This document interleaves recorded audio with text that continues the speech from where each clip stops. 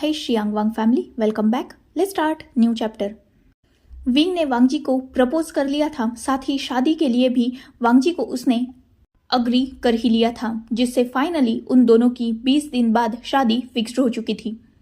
Wing office में अपना जो भी वर्क था वो बहुत फास्टली कंप्लीट कर रहा था, क्योंकि उसे शादी के बाद अपने ओमेगा के साथ एक क्वालिटी टाइम लंबा चाहिए था। इसीलिए वो हद से ज़्यादा जल्दबाजी में अभी अपने सारे मीटिंग्स को, क्लाइंट्स को, साथ ही पेंडिंग वर्क्स को कंप्लीट कर रहा था, जिसमें नी मिंजू, वेनिंग, खुद हुसैन और वांगजी भी उसका साथ दे रहे थे। अभी भी सब ऑफिस में जाते थे, पर 20 दिन बचे थे, इसीलिए विंग ने ये डिसाइड कर लिया था कि वो वांगजी को एक ग्रैंड वेडिंग देगा। इसीलिए उसने वांगजी के पसंद की पूरी लिस्ट बना के रखी थी। वांगजी ने जैसा सोचा था, विंग उससे भी ज़्यादा ब्यूटीफुल उसे वेडिंग गिफ्ट करना चाहता था। इसीलिए उसने सारी चीज़ों को वांगजी के हिसाब से ही डेकोरेट करने के लिए कह दिया था। शादी का सबसे ज़्यादा वर्क जो संभाल रहा था वो मेंग्याओ था, और बाकी सब ऑफिस का वर्क संभालते हुए ही वेडिंग प्रिपरेशन भी कर रहे थे। धीरे धीरे वक्त बीत रहा था, पर विंग को ये 20 दिनों का इंतज़ार भी बहुत ज़्यादा लंबा लग रहा था। विंग को जब से ये प्यार की फीलिंग हुई थी, उसे ऐसा लग रहा था कि वो वांगजी के बिना एक सांस भी ले नहीं पाएगा। वो घर में तो वांगजी के साथ ही चिपका रहता था, पर ऑफिस में भी जब वो मीटिंग अटेंड करता था तभी वांगजी से दूर रहता था, वरना अपनी सेक्रेटरी को बोलकर वो वांगजी को अपने ऑफिस में बुला लेता था और वही वांगजी के साथ वक्त बिताता था, साथ ही अपना काम भी करता था। कहा जाए तो वो दोनों मिलकर अपना अपना वर्क करते थे। भले ही वांगजी एक फ्रेशर था, पर वो हद से ज़्यादा इंटेलिजेंट था, इसीलिए वो विंग के काफ़ी हद तक काम आ जाता था। साथ ही विंग की उसके साथ फ्लर्टिंग, टचिंग, किसिंग, ये सब तो चलता ही रहता था। इनफैक्ट विंग अब अकेले में ही नहीं, बल्कि वांगजी के साथ सबके सामने भी फ्लर्ट करता था। हद से ज़्यादा उसे टीज करता था और उसे नॉटी वे में टच करता रहता था। जो क्रैक्स करना और सबके सामने वांगजी को एम्बैरेस करना, ये विंग के सबसे पसंदीदा काम बन चुके थे। ऐसे ही हैप्पीली वक्त गुजर रहा था, पर इस हैप्पी मोमेंट पर किसी और की अनहैप्पी इंटेंशंस थी। कोई इन दोनों को हद से ज़्यादा जेलस होकर देख रहा था, और वो कोई और नहीं बल्कि विंग की सेक्रेटरी थी, जो विंग से वन साइडेड लव करती थी। बार बार विंग का वांगजी को उसके थ्रू ऑफिस में बुलाना उसे बहुत ज़्यादा खटकता था, क्योंकि वो विंग और वांगजी के रिश्ते के बारे में अभी तक जानती नहीं थी।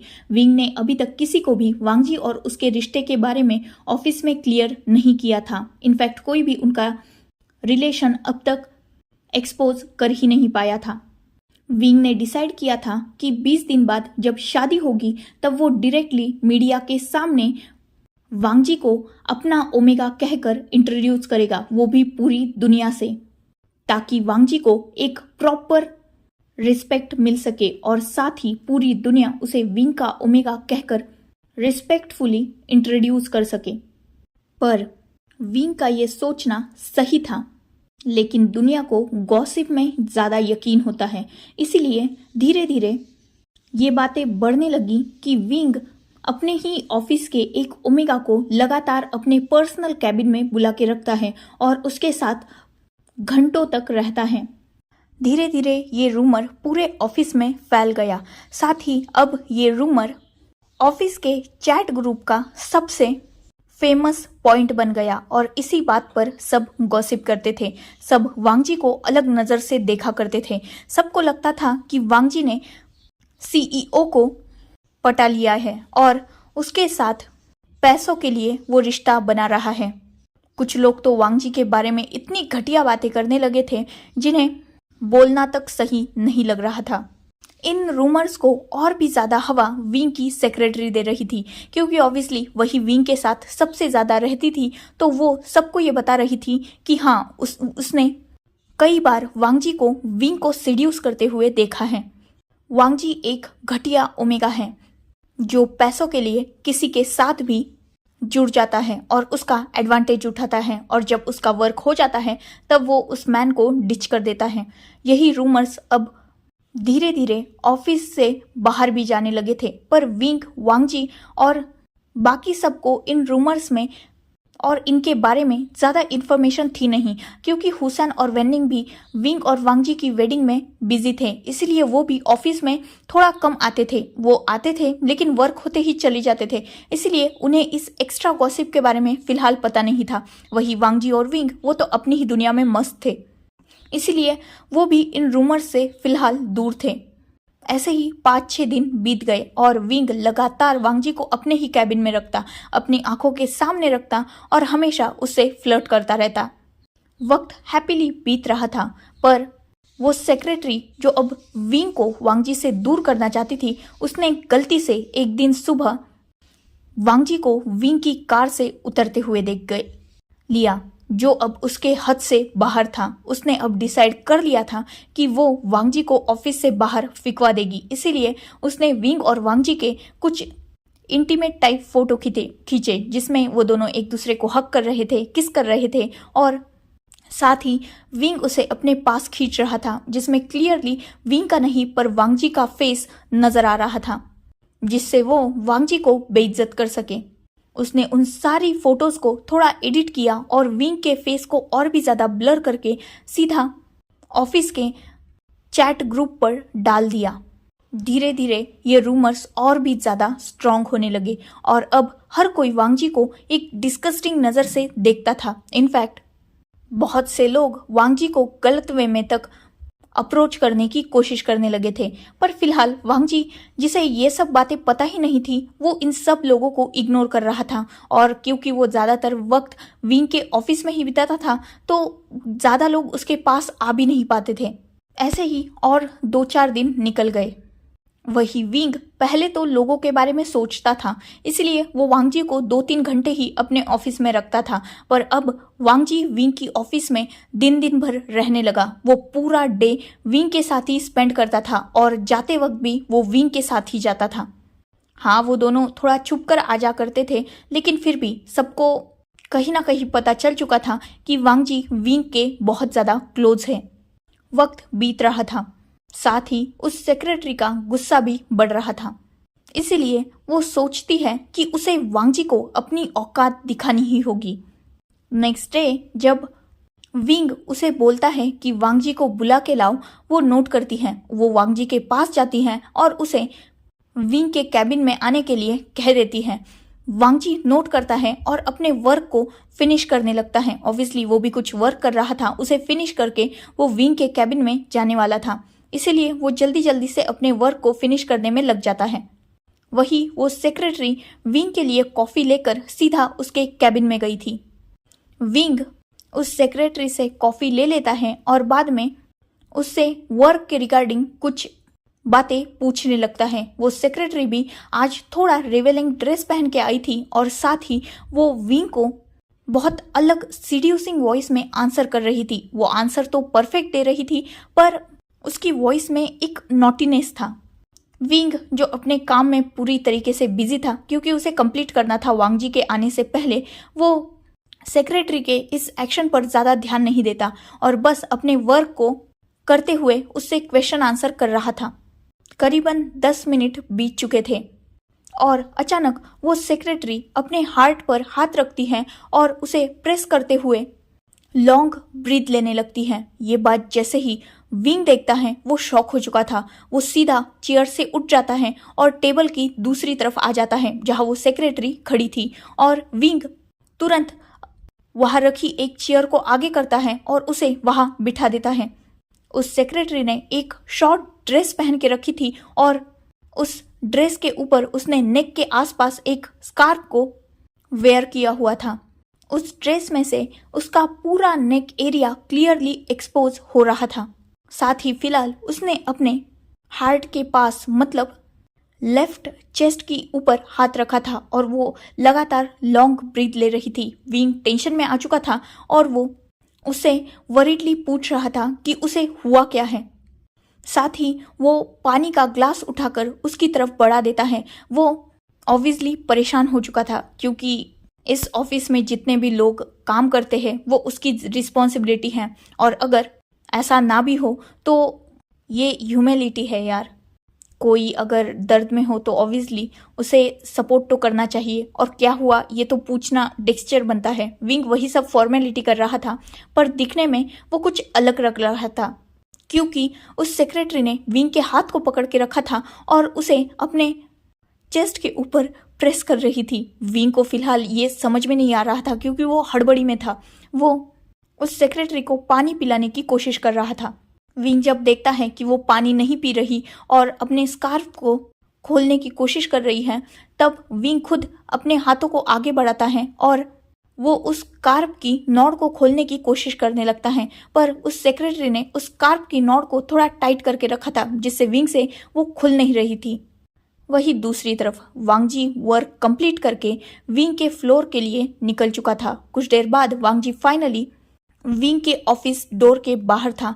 ऑब्वियसली वो डोर पर नॉक तो नहीं करने वाला था, क्योंकि ये फॉर्मेलिटी विंग के ओमेगा को करने की क्या ही जरूरत है। तो वो सीधा बिना नॉक किए कैबिन के डोर को एंटर करता है और सामने वाला नज़ारा देखकर विंग को उस लड़की के इतने पास देखकर वांगजी का पारा तो चढ़ चुका था।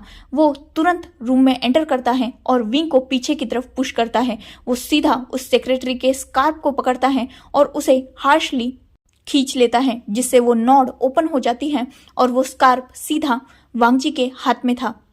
अभी भी वो सेक्रेटरी डीप ब्रीथ ले रही थी और वो वांगजी की तरफ गुस्से से देख रही थी। वांगजी उस सेक्रेटरी को पानी का ग्लास बढ़ाता है और एक स्मग के साथ कहता है, वैसे एक्टिंग अच्छी थी, इनफैक्ट अवार्ड विनिंग थी, पर मुझे एंटरटेनिंग नहीं लगी। इनफैक्ट मुझे गुस्सा आ रहा है। ये सुनते ही वो सेक्रेटरी शांत हो जाती है और वो सीधा चेयर से उठ जाती है। वो वांगजी की तरफ फिंगर पॉइंट करते हुए कहती है, तुम। इससे पहले कि वो वांगजी को आगे की कुछ बात बोल पाती, उस पूरे ऑफिस रूम में स्लैप की वॉइस गूंज चुकी थी और वो सेक्रेटरी अपना गाल पकड़ के नीचे बैठी हुई थी, क्योंकि वांगजी ने उसे बहुत हार्श स्लैप किया था। ऑब्वियसली वो दोनों ओमेगास थे, तो इतना उतना चलता था। वांगजी उस सेक्रेटरी की तरफ गुस्से से देखते हुए कहता है, दूसरों की चीज़ों पर हाथ नहीं डाला करते, और ये बात आल्फास पर भी लागू होती है।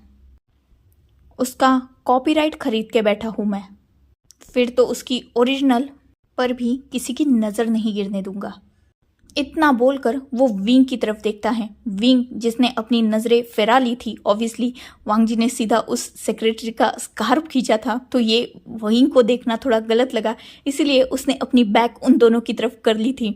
विंग ने जब स्लैप की आवाज़ सुनी, फिर भी उसने अपने फेस को मोड़ा नहीं, क्योंकि ऑब्वियसली उसका ओमेगा डील कर रहा है किसी और के साथ, तो वो क्यों ही बीच में पड़े। वांगजी उसके सामने आता है और उसकी तरफ गुस्से से देखते हुए अपनी हार्श टोन में कहता है, यहाँ रुकना है। वांगजी तुरंत अपने दोनों हाथों को ऊपर करता है और ना में अपने हेड को शेक करता है। विंग जो फिलहाल वांगजी का फेस देखकर थोड़ा डर चुका था, ऑब्वियसली वांगजी जेलस था, इसीलिए वो अपने आप को सीधा वांगजी के सामने सरेंडर कर देता है। वांगजी सीधा विंग की टाई को पकड़ता है और उसे वैसे ही टाई से पकड़कर घसीटते हुए बाहर लेके जाने लगता है। वही विंग उसने अपने दोनों हाथों को अपने बैक के पीछे टाई अप करके रखा था और वो खुद वांगजी के पीछे किसी लॉस पपी की तरह चल रहा था। वही वांगजी वो विंग को सबके सामने टाई से पकड़ते हुए खींच रहा था और उसे देखकर हर कोई शॉक हो रहा था। ऑब्वियसली हर कोई विंग का नेचर जानता था। विंग इतना ज़्यादा खतरनाक था कि कोई उसके पास जाने की तक हिम्मत नहीं करता था। उसका ऑरा बहुत ज़्यादा डेंजरस था, पर आज ये एक लिटिल ओमेगा विंग को ऐसे टाई से खींच रहा है, ये थोड़ा वियर्ड था, पर फिर भी ये हजम करना मुश्किल था, पर ये यूनिक नज़ारा था, इसीलिए कुछ लोग शॉक से बाहर आकर सीधा पिक्स क्लिक कर रहे थे। वही वांगजी को और विंग खुद को भी इस बात से कोई भी फर्क नहीं पड़ रहा था। इनफैक्ट विंग के फेस पर स्माइल थी और वो वांगजी जहाँ उसे खींचते हुए लेके जा रहा था, वहाँ उसके साथ वो जा रहा था।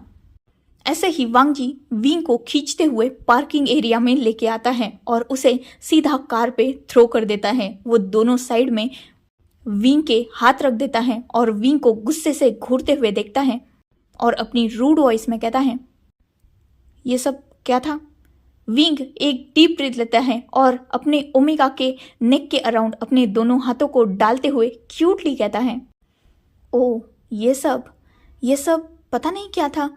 उसने कहा कि उसके चेस्ट में पेन हो रहा है, इसलिए मैं जस्ट हेल्प कर रहा था, पर मुझे नहीं पता था सीरियसली कि वो नाटक कर रही है। वांगजी विंग की तरफ शार्पली देखते हुए कहता है, भूलना मत, तुम्हारा एक ओमेगा है जो तुमसे प्यार करता है। आगे से ऐसी बदतमीजी नहीं होनी चाहिए। विंग एक डीप ब्रीथ लेकर अपने क्यूट से ओमेगा की तरफ देखते हुए कहता है, माय लिटिल ओमेगा, मैं किसी की तरफ भी आंख उठा के नहीं देखता। मेरी लाइफ में ऑलरेडी वो पर्सन आ चुका है जिसे मैं हर तरीके से देख सकता हूँ। मैं सच में सिर्फ उसकी हेल्प करना चाहता था, इसके अलावा मेरा और कोई भी गलत इंटेंशन नहीं था। वांगजी नोट करता है। ऐसा ही वो पूरा दिन उन दोनों की नोक झोंक में चला जाता है। उसके बाद वो ऑफिस नहीं रुके थे, ऑब्वियसली घर आ चुके थे और वेडिंग की प्रिपरेशन में लग चुके थे। ऐसे ही नेक्स्ट मॉर्निंग होती है। विंग और वांगजी फिर से साथ में ऑफिस जा रहे थे। विंग वांगजी को ऑफिस के बाहर ही ड्रॉप कर देता है और बाद में अपनी कार को पार्किंग में लगाकर सीधा प्राइवेट एलिवेटर से अपने फ्लोर पर चला जाता है और वो अपना वर्क कर रहा था। करीबन 2 घंटे बीत चुके थे। विंग शांति से अपना काम कर रहा था और सुबह ही विंग ने उस सेक्रेटरी से कह दिया था कि वो अपना रिजाइन लेटर सबमिट कर दे और वो अपनी सैलरी लेकर यहाँ से जा सकती है। जब खुद कंपनी के सीईओ ने उसे फायर किया है तो अब वो क्या ही करती, पर फिर भी वो एक चांस लेते हुए विंग को रिक्वेस्ट करती है कि लगातार उसने आज तक उसके लिए वर्क किया है तो कम से कम 2-3 दिन तक उसे इसी ऑफिस में रहने दे। उसके बाद वो सारी विंग की मीटिंग्स को अच्छी तरीके से शेड्यूल करके विंग का अपनी तरफ से सारा वर्क कंप्लीट करके यहाँ से चली जाएंगी।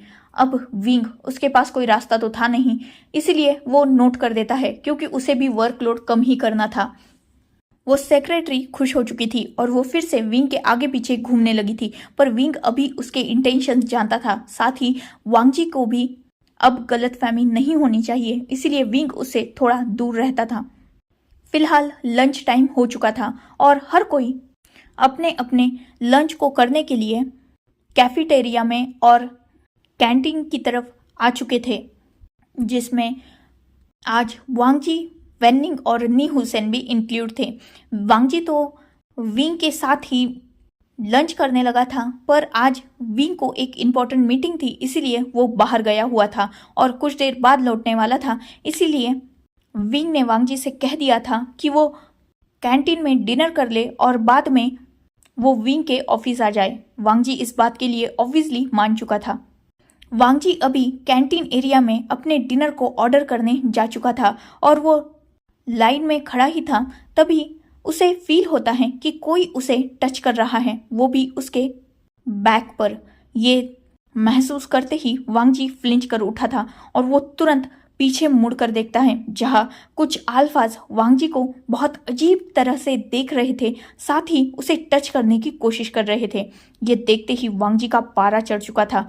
वो उन लोगों की तरफ गुस्से से देखते हुए कहता है, हाउ डे यू। ये बोलकर वो उन लोगों को अपने आप से पीछे की तरफ पुश करता है क्योंकि वो अल्फाज उसकी तरफ बढ़ रहे थे। वांगजी जब देखता है कि उसके पुश करने के बावजूद ये अल्फाज और भी उसके करीब आ रहे हैं, उसका गुस्सा बढ़ चुका था। वो सीधा उनमें से एक अल्फा पर हाथ उठा देता है, जिससे वो अल्फा नीचे जाकर गिर चुका था और वो वांगजी की तरफ गुस्से से देख रहा था। जैसे ही ये बात वो बाकी अल्फाज देखते हैं, उनका भी गुस्सा बढ़ चुका था। वो वांगजी की तरफ बढ़ रहे थे और उसे गलत इंटेंशन से टच करने की कोशिश कर रहे थे, पर जैसे ही ये बात वेनिंग और नी हुसैन देखते हैं, वो दोनों गुस्सा हो चुके थे और वो वांगजी को प्रोटेक्ट करने के लिए आगे बढ़ने लगते हैं। जिन ओमेगास का विंग पर क्रश था, वो सब लोग मिलकर वेनिंग और नी हुसैन को पकड़ लेते हैं और वांगजी को उन अल्फाज को बुली करने के लिए अलाउ कर देते हैं। वो अल्फाज वांगजी के पास बढ़ रहे थे। वांगजी एक स्ट्रांग पर्सन था, ऑब्वियसली वो बचपन से अकेला रहा था, तो वो इतनी आसानी तो किसी के हाथ आने वाला नहीं था, इसीलिए वो सबसे फाइट करने लगता है। पर वो अल्फाज थे, इसीलिए कुछ अल्फाज मिलकर वांगजी को दोनों तरफ से पकड़ लेते हैं और बाकी अल्फाज वांगजी को गलत वे में टच करने लगते हैं। वांगजी छटपटा रहा था छूटने के लिए।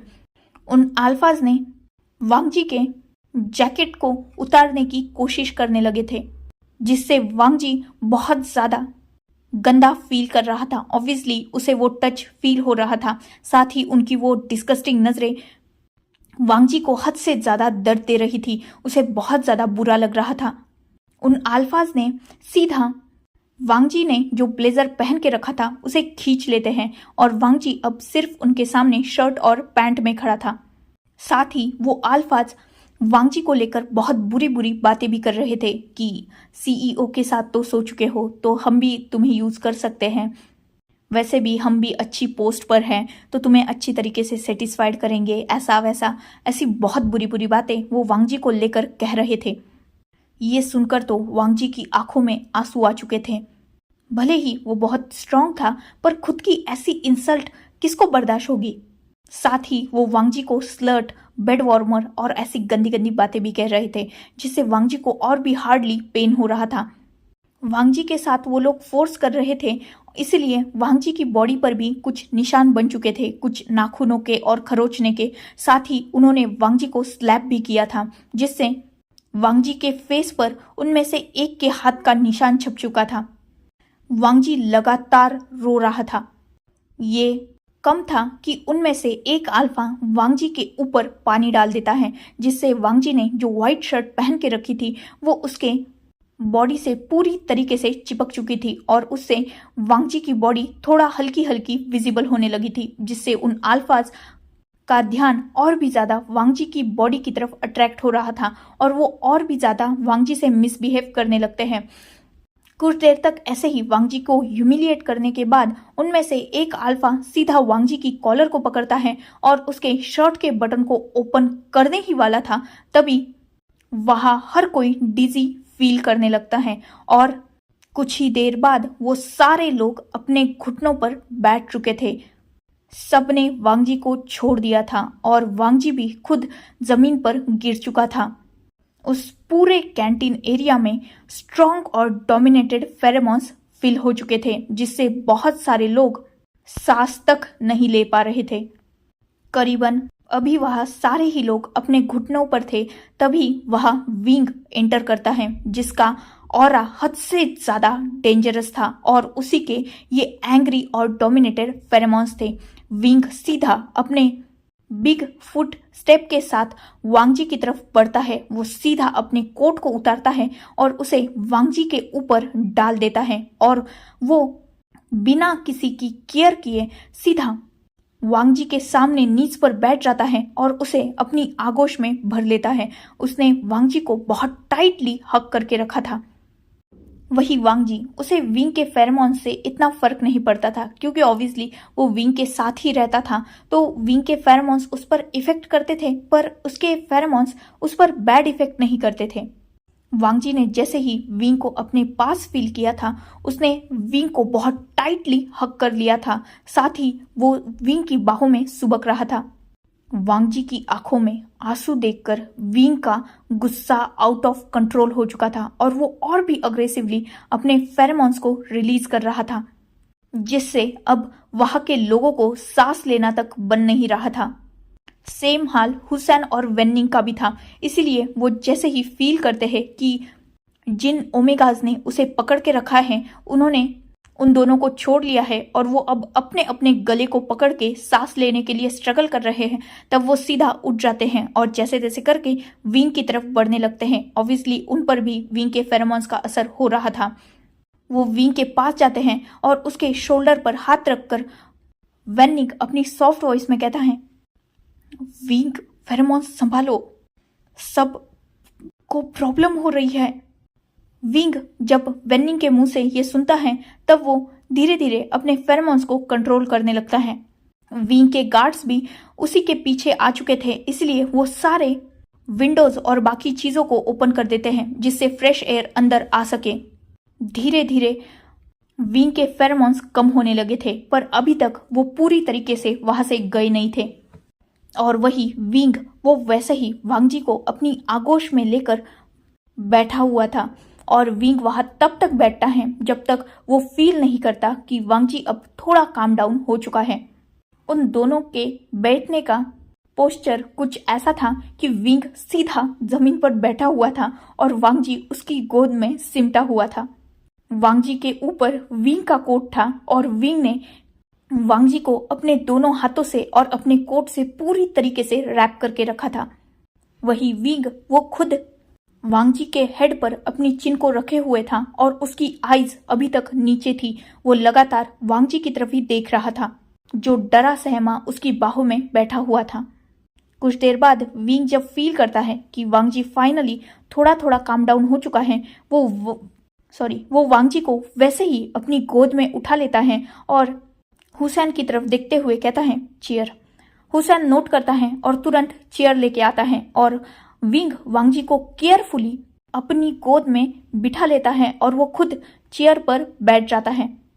उसने वांगजी को किसी बेबी की तरह अपने बाहों में कैरी करके रखा था, जैसे अगर वो गलती से भी वांगजी को दूर करेगा तो वांगजी न जाने कभी उसके पास आएगा भी नहीं।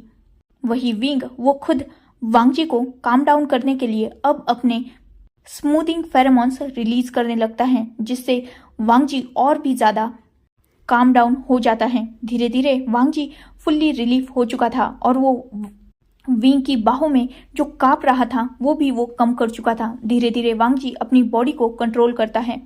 जब विंग देखता है कि वांगजी पूरी तरीके से नॉर्मल हो चुका है, तब वो अपनी आईज को ऊपर उठाता है और जैसे ही सबने विंग की आईज में देखा था, सब वहां डर से लिटरली कांप चुके थे, क्योंकि विंग की आईज टोटली ब्लड रेड हो चुकी थी और उसकी आंखों में वो गुस्सा हर कोई साफ तौर पर देख सकता था। फिलहाल माहौल थोड़ा लाइट अप था, इसीलिए हर कोई अपने अपने पैरों पर भी खड़ा हो चुका था और सब अब विंग के सामने ही थे। विंग एक डीप ब्रीथ लेता है और अपनी आईज को नीचे करके वो थोड़ा नॉर्मल होता है।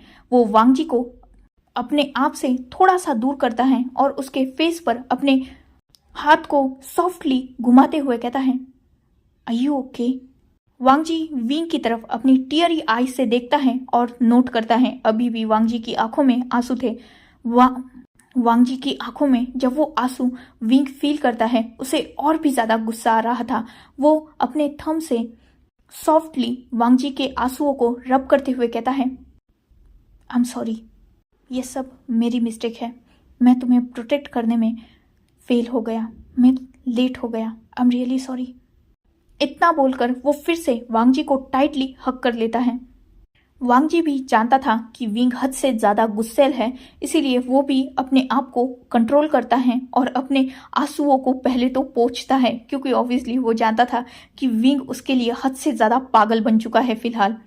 और विंग जिस लेडी से बचपन से डरता आया है, उस लेडी के सामने विंग ने सिर्फ वांगजी के लिए स्टैंड लिया है। मतलब विंग सच में वांगजी के लिए कितना पागल होगा, ये वांगजी ऑलरेडी जानता था। इसीलिए वो विंग की तरफ देखकर सॉफ्टली कहता है, इट्स ओके, मैं ठीक हूँ। पर वांगजी उसकी आवाज में वो सैडनेस और पेन विंग फील कर सकता था।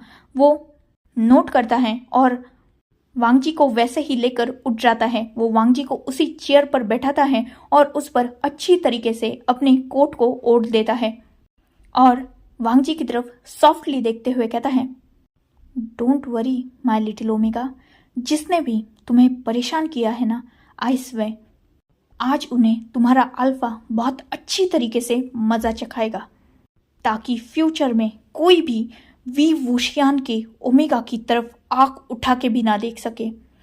विंग ने ये बात बहुत स्ट्रांगली और लाउडली कही थी और ये सुनकर हर कोई शॉक हो चुका था, क्योंकि वांगजी विंग का ओमेगा है।